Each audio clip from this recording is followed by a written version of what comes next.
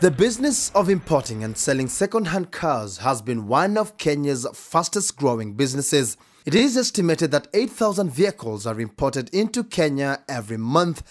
But as car dealers keep the country on the move, the cost of doing so is fast accelerating, as Stanley Mwangi, a car dealer, tells us.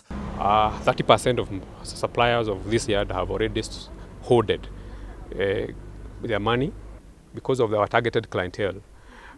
Those shooting price, maybe the customers won't manage and they may burn their fingers. And that's because the Kenyan shilling has been weakening sharply against the US dollar since the beginning of this year.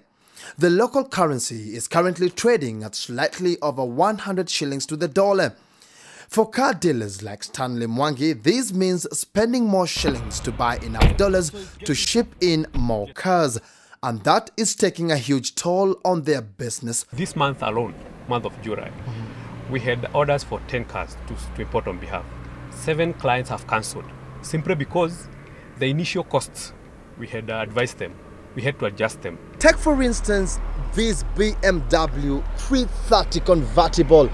Being a 2008 model, its asking price has been pegged at 2.95 million shillings. But if I were to import a similar car anytime from now, that price would shoot to well over 3.2 million shillings.